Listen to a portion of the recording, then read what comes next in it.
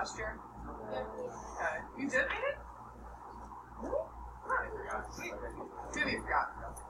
So, this year as sophomores, you're supposed to read Julius Caesar, and I felt with our setting, it's really difficult to read Shakespeare because we don't have class every day. I don't think you guys can understand it just reading it at home. So I just didn't think it was like an effective way of using your time. So what I've decided to do instead is we're doing a unit on Shakespeare's rhetoric. Okay, so what rhetoric is how you basically persuade someone. Okay, the skills and the tools and the tricks that you use in order to like get your point across and persuade someone. Okay, so if I am trying to get you guys to like buy into a lesson, what do I usually do? When I buy into it, I need to get you guys engaged, like understand the system. What do I usually do? Okay, so I make it sound fun. Sometimes we're interesting. What? I make a slideshow. Okay. Now, how do I get you to kind of think it's important? Okay, I make it relevant. Okay, so I make it real life connections, so you guys understand. Sometimes I'll throw out the federal government and the state government have determined, right? I tell you guys, every other kid your age has to do this, okay? So I'm using tools in order to make you guys see my point of view, right? So I'm using the art of rhetoric in order to do that. Shakespeare uses rhetoric better than anybody else, okay? So what we're going to do is we're doing like an entire unit basically analyzing how Shakespeare uses rhetoric, okay? Now, for you guys, you use rhetoric every day, okay? How do you convince a teacher to give you an extension on an assignment? You use some sort of persuasion, right? Okay. If you're begging your parents to let you go out on a Friday night, you're using the art of rhetoric. Okay, you're doing something in order to persuade them. If you lose your phone, you're doing something to get your phone back, right? You're having to like persuade your parents. So being able to utilize rhetoric is a skill that you will use in life. Okay? So everything we're doing for the next 2 weeks is Shakespeare related. Alright? It's just analyzing the rhetoric rather than going through an entire play, because I don't think we get much out of it in this type of setting.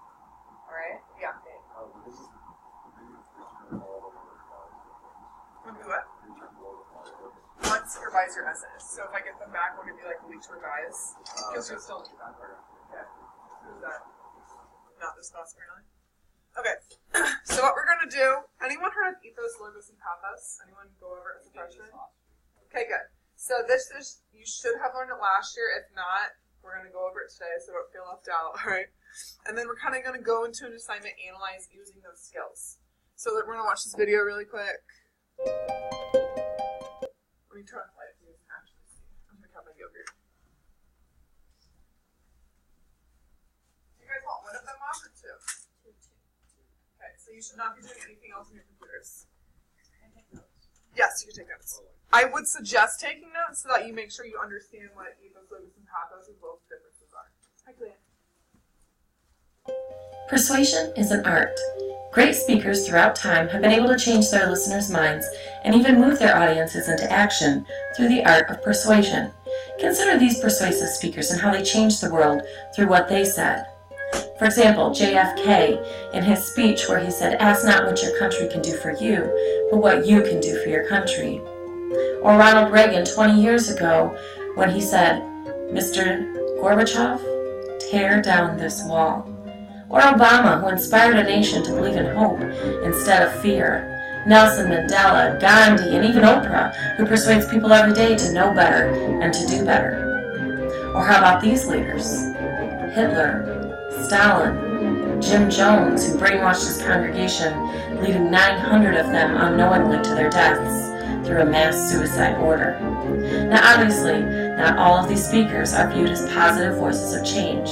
These last examples even changed the world for the worst, but let's face it, they did it through the art of persuasion. Now considering the fact that persuasion can be used for many purposes, it is important that individuals exercise ethical, persuasive methods when seeking to persuade an audience. Let's face it, you can get an audience to believe anything you want them to if you have the right facts, a persuasive approach, and sometimes a willing audience. Some people accuse Obama of this. Others accuse Rush Limbaugh of the same thing. But the fact remains that both of these men have been persuasive to certain people groups by using information and motivational appeals. However, presenting facts on only one side of an issue without being transparent about the other side of the issue is sometimes unfair and unethical when seeking to persuade an audience. Think about it. I'm sure you've been on the receiving end of gossip. Perhaps someone twisted a truth about you into something that wasn't true because they didn't share the whole truth or the full story. When people use information to make it say what they want it to say without sharing the other side, this can sometimes be considered unethical persuasion. It is important to use information and motivational appeals ethically. So let's talk about some specific motivational appeals summarized by the Greek philosopher Aristotle thousands of years ago.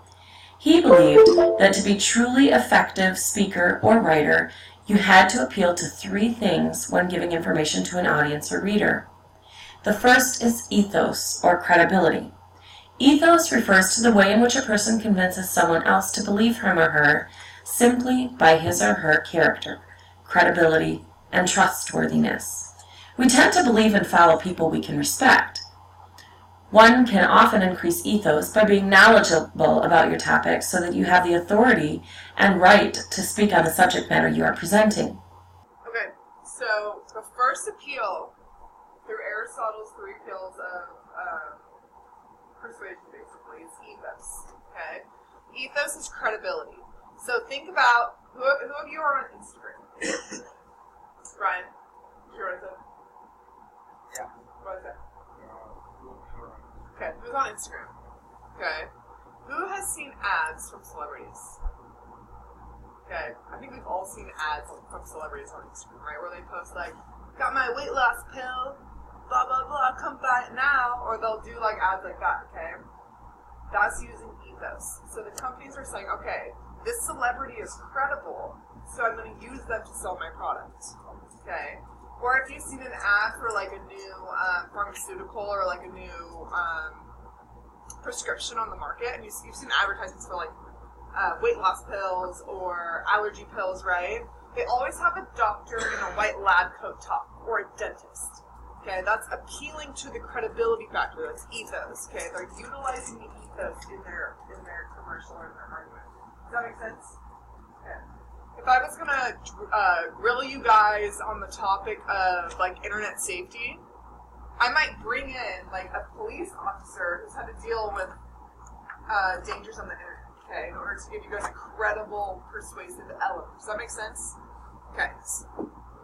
Another way to increase ethos is to appear thoughtful, fair, and respectful of alternative points of view. Your accuracy and thoughtfulness in crediting your sources, professionalism in caring about your speech and its structure, your proper use of grammar, and your overall personal neatness are all part of the appeal to ethos.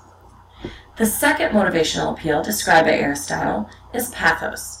Pathos refers to persuading by appealing to an audience's emotions, values, and beliefs.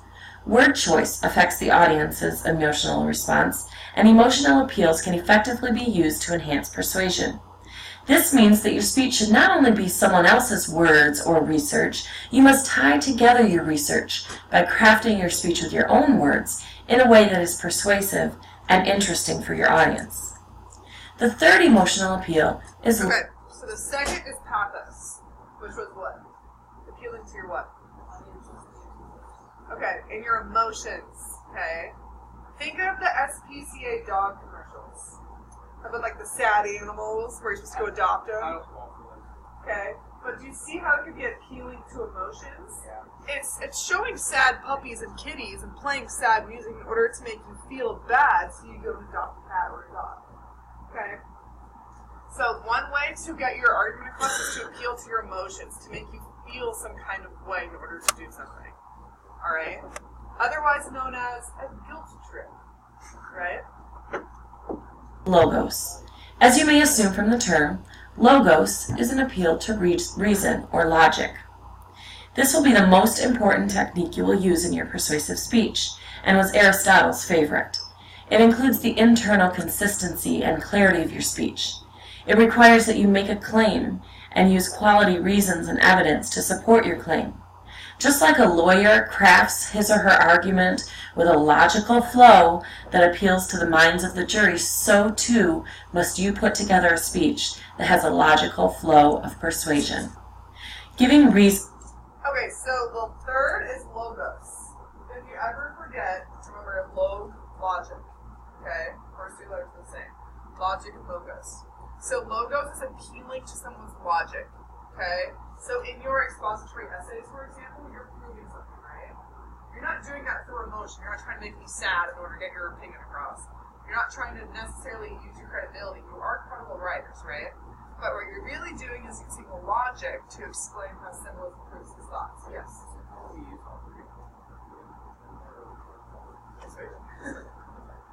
Those three are independent, but what Aristotle believes that you have to have all three in order to make practical persuasion. So his theory, remember Aristotle's from like thousands years ago. He's a Greek philosopher.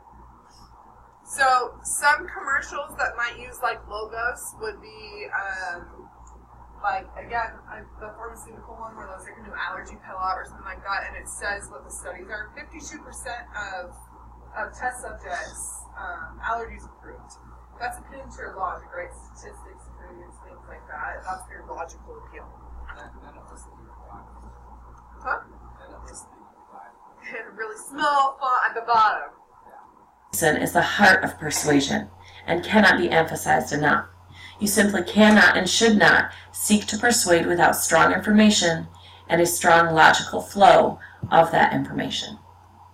Using ethos or credibility, pathos or emotional appeals, and logos or logic is important for any persuasive speaker. If you're seeking to truly persuade an audience, it's important to have all three. Like one leg missing from a three-legged stool would cause the stool to collapse, so will your argument or persuasion collapse if you're missing one of these important motivational appeals. Remember, persuasion is not just standing in front of an audience and rattling off facts in hopes that your information will get an audience to change. The speaker must play an active role in persuasion. You are part of your persuasive message, and your credibility, emotional appeals, and logic are important when preparing your speech.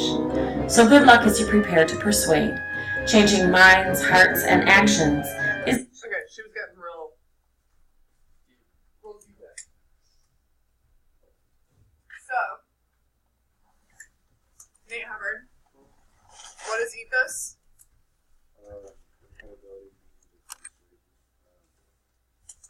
So an appeal to credibility, okay? Using your credibility in order to persuade someone. Does everyone understand that? When I'm saying appeal to credibility? No, so you're a little bit late on this, okay? You might have to rewatch this video. Yeah. So is that like if someone is credible for something, then you can use that to persuade the audience? Yes. Is that like, okay. Also, if you're in an argument with someone, you don't want to seem like you don't know what you're talking about, right? Yeah. You want to come off as credible. So one big thing this is talking about is, yeah, you can use credibility in like advertisements or in other things, but when you're actually in an argument or trying to persuade someone, you want to come off as credible. That's what it's saying. You cannot really persuade someone unless you are credible.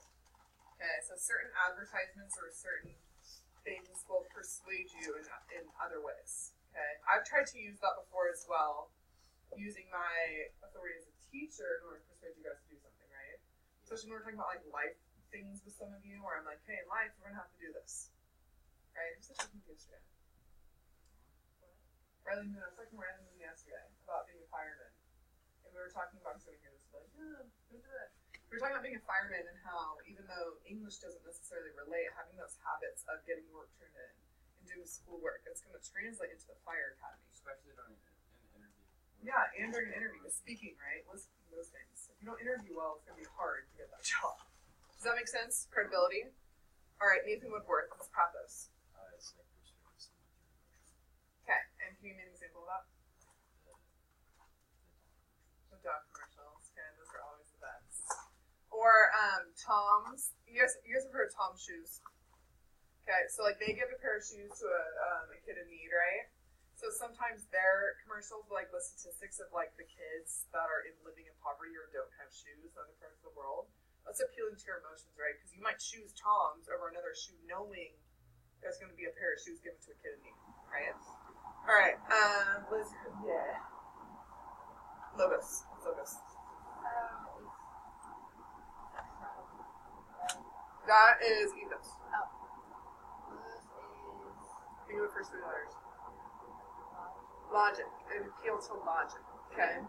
So that's using your ability to understand, using statistics, numbers, logical arguments in order to persuade you. Okay, so essay writing is very logical.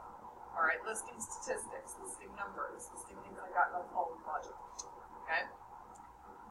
Alright, how do we feel with ethos, pathos, and logos? Thumbs up, thumbs middle, thumbs down. They were just throwing the rooms and was like, 2 thumbs up, bro! Okay? So, what we're going to do today is we're going to analyze, have you guys ever, this is shows how old I am, the Black Eyed Peas. Do you guys remember them? Yeah. Okay. Remember the song Where's the Love? It's really sad. It's about the world. Okay? We're going to analyze that for ethos, logos, and pathos. So, the first thing we're going to do, you'll go and you'll come view and read rhetorical triangle sheet, make a copy. You don't have to do it right now, I'm just going to show you. Alright, so the rhetorical triangle is basically like that 3-legged stool. No, stay with me. Okay. Is that chocolate? No. Oreo? No. It's going to be like, okay. So the triangle is just like the 3-legged stool, right? You cut all 3 elements in a good argument. So that's what the rhetorical triangle is. So I'm going to read it. If you want to follow along, go ahead on either your own document. What is going on? Where is it?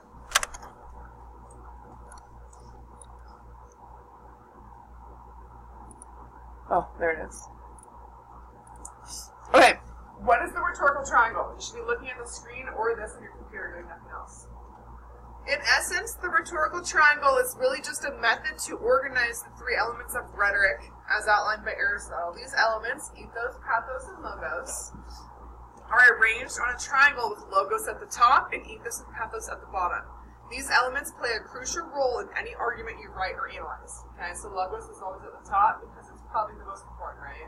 You want to lead with logic over emotion. Alright, ethos, which Nate Hubbard described as the credibility factor. Okay? When establishing your argument, it's important to let the reader know why they should trust you or why they should trust your sources. Okay? So if you use a bunch of Wikipedia links, are you credible? Could be. Could be? Probably not. Okay? This is known as ethos, an appeal to credibility. Dr. Pepper, a renowned rhetorical expert, appeals to ethos perfectly when saying, "Trust me, I'm a doctor." Okay, you guys know those Dr. Pepper ads? He's like, "Trust me, I'm a doctor." Okay? You're just a soda. You're not a doctor. But it's also appealing to that credibility. Okay? Pathos, which Nathan Hubbard described as an appeal to emotions. Pathos, an appeal to emotions, is typically the easiest corner of the rhetorical triangle to use and the easiest to spot, right? You can tell when someone's trying to make you sad or happy or feel a certain way. You have to be careful, though. It's easy to appreciate an emotional connection, but no one wants a sob story. There's a fine line between the two, and it's a line you must tread carefully for an effective argument. Okay, so you don't want to completely lean on the emotional side if you're trying to argue something. Let's take, for example, the commercials, famous or infamous, depending on your viewpoint, for the American Society for the Prevention of Cruelty to Animals. Okay, the commercials we talked about. We all know that animal abuse exists, but it doesn't hit home until the poor creatures are pouting at you with Sarah McLachlan playing in the background, tugging at your heartstrings. These commercials certainly are unforgettable, but they've inspired a lot of backlash from people who feel that they are empty and manipulative. An oversaturation of pathos can harden a reader's heart and make them feel used, which isn't exactly your intended effect. Okay? So if you overdo the emotion, you might get your reader to kind of see it and be like, no, you're trying to manipulate me. Okay? Brian Avery, close your computer. See it? Does that make sense? Why you shouldn't overdo the emotion? Logos. Okay? Let's describe this one as an appeal to logic. According to Aristotle, logos is the most important part of an argument and therefore should be the selling point. That's why it's at the top of the triangle. Got it? Yes. Yes, Miss N, I got it. Woo! Okay. So what is logos then that makes it so important? Logos is an appeal to logic, which you want to think of as the base of the argument. If your argument doesn't make logical sense, then what's the point? Okay? If it doesn't make logical sense, no one's going to grasp it anyways. Okay? Logos should affect everything from the order in which you structure your argument or speech to the finer detailed work. Facts, statistics, and logical reasoning are ways to incorporate logos. Okay? Facts, statistics, quotes, evidence, things like that. Can you imagine if a lawyer showed up to a trial and just was like, I don't have any evidence to prove he's guilty, but I think he's guilty. Right? You couldn't really convict on that. Or if you just led with the emotion in a trial, you can't really convict on that. You have to have DNA evidence, things like that. My lawyer hat was on, guys. I don't know if you saw it. So, why triangle? The image of a triangle is not absolutely necessary to the elements of rhetoric. Aristotle never mentioned one in his treatise, but it is a great way to remember how they relate to one another, particularly for visual learners. Okay? So if you are like, wait, what are the elements of rhetoric again? Triangle. Okay, it has 3 points. Triangle, just think of it. Triangle. So in 10 years from now, you're going to imagine me standing in front of the class tracing a triangle. Okay? It's like, I hate this class. Remember, ethos and pathos are the base, but logos is alone at the top, the center of attention. Okay? So, here is your assignment. Actually, let me go back. Okay. We're going to read and listen to Where is the Love? Okay. Does everyone know the song? Does anyone not know what the song is? Okay, I'll play it. I'm trying to make sure there's no curse words. I don't think there is in the actual online version. Okay? It's not okay, kids! So, will you Google it? Someone Google it and see if it has, because I don't remember if I edited this. It doesn't. I read it. It's good. Oh, I know this doesn't have any curse words, The but... song has, it depends on what you play. It might have one, but it... Okay, I'll try to find a clean version. So here's what we're doing, okay? After we listen to it and after we read the lyrics, Oh no, are you looking for the song? What? Are you looking for the song? Nah, yeah. I got the lyrics. Okay, I was like, are you blatantly just like texting right now? And then I realized what you were probably doing. We are, like, listening. Yeah, you don't have to, but some people don't know the song, so I want them to know it, okay? So make your own rhetorical triangle with elements of the song Where is the Love by the Black Eyed Peas. You may draw one here, upload, or use Google Draw or whatever, okay? So if you want to make one, if you want to do one on a separate sheet of paper, okay. So you're going to analyze the song. Should we read it together? Where's my phone? Okay, let me put it on Spotify so you guys just have an idea.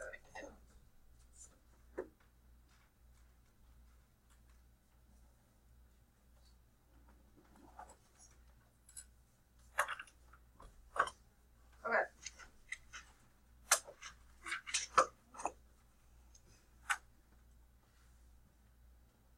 Wait, how do you spell rhetorical? Rhetorical.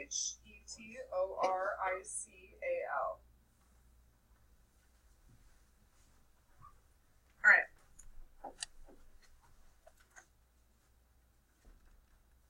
Apparently I'm watching the music video today.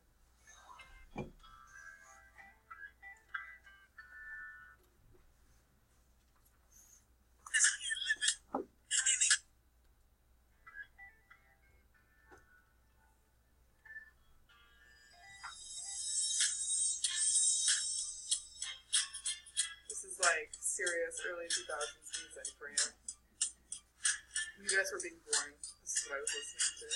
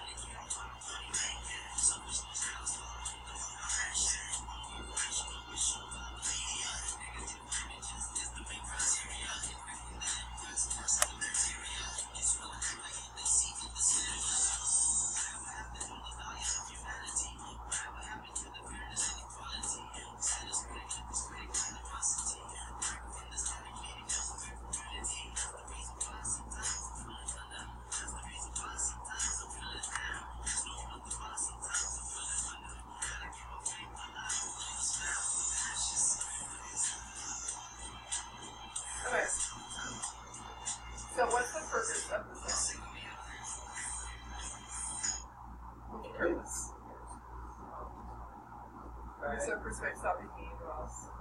Say that Yeshua's already back on the Ezra Lord, right? Doctor. I'm not that old. Back when Yes. you recently talked to Afghanistan after 9/11, so It was released in 2003. So 2 years after 9/11. it's saying while we were sending troops there, we should focus on our country and probably other parts of the world.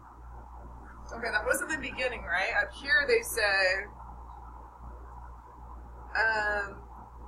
only attracted to things that'll bring you trauma. Overseas, yeah, we try to stop terrorism, but we still got terrorists here living in the USA. Okay? Then they say the big CIA, the Bloods, the Crips, and the KKK. Alright, so what are they trying to say there? Okay. We have race wars, right? We have the KKK, we have the Bloods and the Crips, who are fighting over territory and the most deadly gangs, right, in the country at that time. And then it says, but you only have love for your own race, then you only leave space to discriminate, and to discriminate only generates hate. And when you hate, then you're bound to get irate, okay? So the whole first verse is talking about hate, how hate can kind of like destroy you. So then they're talking about like, where is the love? People kill and people die and children hurt. Can you hear them crying? Can you practice what you preach and what you turn the other way? Have you guys ever seen those like what would you do videos? Okay, so we watched them in freshman class, and there was this one I remember. They put a young child actor out in the streets of New York on like a freezing day, and they like made her look homeless, and she was like in ragged clothes, and people just walked by. Like a 4-year-old child alone on the streets of New York, and people just like walked by. Okay, so that's kind of what they're talking about when they're saying like, would you turn the other cheek? Do you practice what you preach? Yeah, Nick. So when sort of the campus or the logos, people Or is that emotion? What do you think? well, it can go both ways. Okay. Good. It can go both ways. A lot of this stuff can be several different things. Okay? So the second verse then says, it just ain't the same, always unchanged, new days are strange, the world insane. If love and peace is so strong, why are there pieces of love that don't belong? Nations dropping bombs, chemical gases filling lungs of little ones, with the ongoing suffering as the youth die young. Okay? Let's analyze that part together, so you guys can get what I'm asking you to do. It just ain't the same, always unchanged, new days are strange, is the world insane. If love and peace is so strong, why are there pieces of love that don't belong? Nations dropping bombs, chemical gases filling lungs of little ones. Okay? That would be logos. Why? Because it's an appeal to logic. Okay? It's asking a question. It's saying a rhetorical question, right? So if love and peace is so strong, then why are there pieces of love that don't belong? Like nations dropping bombs, okay? And chemical gases filling lungs of little ones. Which is kind of funny because, it's not funny at all. Sorry, it's ironic. Because this was written in 2003. In 2019, Aiden, you have Syria, which is still doing this. Doing chemical warfare with their own people. Okay, so that's been going on for more than 15 years, right? And this was written in 2003. Alex, stay with me, okay? So, in my rhetorical triangle, I'm going to say logos in this situation because why? It's appealing to my logic. So it's asking me a question of, well, if we were at peace, how come nations are bombing each other and how come little children are dying due to chemical warfare? You see what I'm asking you to do? Analyze specific elements of this, okay? So in your rhetorical triangle, you're going to have your logos section up here, and you're going to have your ethos, doesn't matter which side, ethos and pathos, okay? So somewhere in my logos, I'm gonna quote this section, or I'm gonna allude to it. I'm gonna say, second verse where they're talking about peace and love is so strong, logos because why? Okay? Give me an example of why. Huh? Yeah, it could. Because why could that be emotional? Because it's painting pictures in your head of little children getting bombed with chemical warfare. Yeah. Right? Do you see what I'm asking you to do? Okay, do you want to do one more together? Do we submit this online? Yes. Alex. Do we have to analyze the whole sound? Yes. Take like one of each. Whole song. What if I go through and highlight? Yeah, that's fine. If you guys want to do it on your own Google Doc, that's fine. Okay, on your own Google Doc and go through the song and annotate. So Juliana was saying, can I go through and highlight sections? So highlight this, and then like insert a comment. That's fine too. Okay. So if you'd rather do the visual, if you're like a visual learner and you want to see the triangle built up, go ahead. If you're more of a logical kind of thinker, go ahead and do this and annotate. More than welcome to. Does that make sense? Okay. Do you want to do one more section together? Wait, what was that other part? Do you want to do one more section together? Yes or no? Okay. Okay, let's go from that bottom line.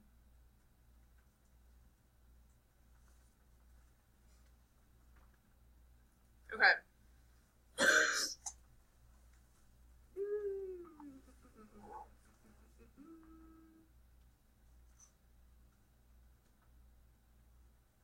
Can we just scan this and type it in for Yeah. paper?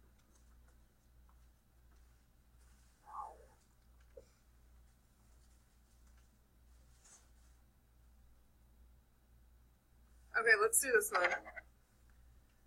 But we still got terrorists here living in the USA, the big CIA, the Bloods and the Crips and the KKK.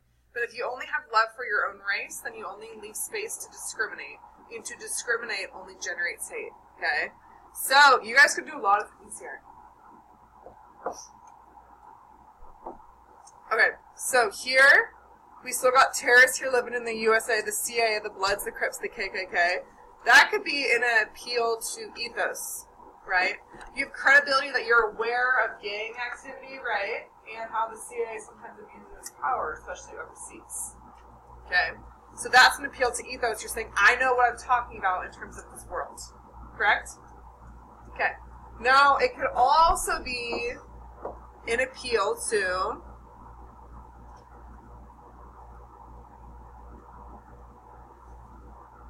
this could also be an appeal to logos. Right? Because you're logically saying we have these gangs here and this hate group that are homegrown terrorists, right? They're striking fear in American citizens what terrorists does. Okay? Logos. So we're no better than what the terrorists are doing overseas or to the United States. Now we have, what's our last one? What's the last type? Huh? Pathos, which is emotional appeal, okay? Now it says, but if you only have love for your own race, then you only leave space to discriminate, and to discriminate only generates hate, okay? This part you could say is logos, right? You're appealing, saying if you hate, you're going to discriminate, and if you discriminate, it's just going to generate more hate, okay? Or it could also be pathos, right? Because hate is an emotion, correct? So you can say that's appealing to your emotion, realizing that hate can be bred through discrimination and prejudice. Do you see how I'm doing this? Can I have a head nod or a head no? Okay. That's fine. So, you guys are doing this for the entire song, okay? You don't have to have something for every single one, right? Just pick elements through from the beginning to the end that you think is a great example of ethos, logos, and pathos. Like, see how I just did a section here, I didn't do that one, that's fine. Okay, but I shouldn't see like two choices. Oh. Can we do like one example of each? Yeah. So, rhetorical questions, right? Where is the love? What could that be an appeal to? Logos, logic. Okay, what else? Emotion. Okay. Yes.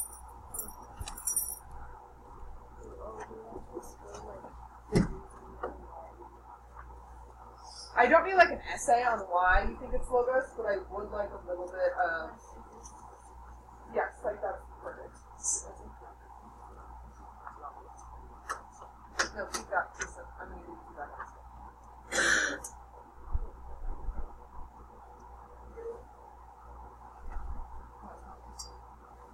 Sure.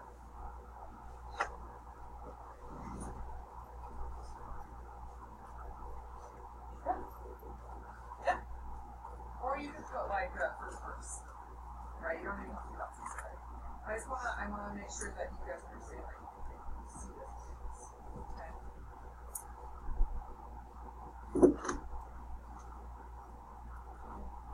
Does anyone have essays that they did not send on that they printed? No, did you submit your essay? Yes, I think that's fine. I'm not doing late stuff on essays right now, but I will start on the next essay.